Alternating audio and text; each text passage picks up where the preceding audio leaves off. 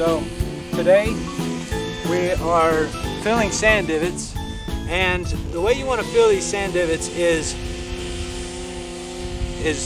put a little bit in there, and then you want to smear it around with your foot to where it's level when you're done with it.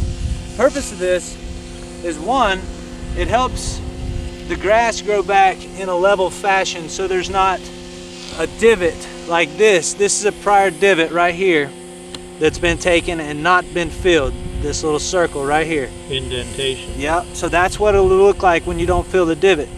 So if you fill that up, it'll keep it nice and level. Two, we do it so if you happen to be unlucky enough with all this grass out here and your drive happens to end up on one of these divots, it's easier to hit off of that level sand than it is to hit out of a depression or a divot. So you're not only doing it for us in the golf course, the maintenance staff in the golf course, and your fellow members, but you're also doing it for the guy that's playing behind you that has to hit out of a divot if he happens to get unlucky enough to fall in your divot. So it's really a golf course etiquette thing, but it also is an aesthetic thing for the playability of the golf course as well. So that's why we fill divots. You can get too much sand in your divot, such as, we'll do this one here.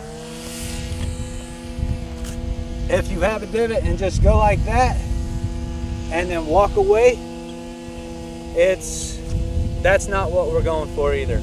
Our mowers come through with a nice sharp edge on them, and they hit this and it acts like a sandblaster to our reels, and it dulls them out. It makes the cut less sharp, which creates the necessity of more fungicide, or just really damages the plant if the reels are not sharp. So every time that we have to go over one of those big mounds, it's dulling our blades, So if we can just make sure that they're level when we get finished filling your divot, it'll help us a lot, and it'll make the golf course better in the long run. Some golfers think you get free relief if you're sitting in a divot. Is that true? Well, if your playing partners are kind enough to let you take it out of there, then you can. But by the rules of golf, you're not allowed to take it out.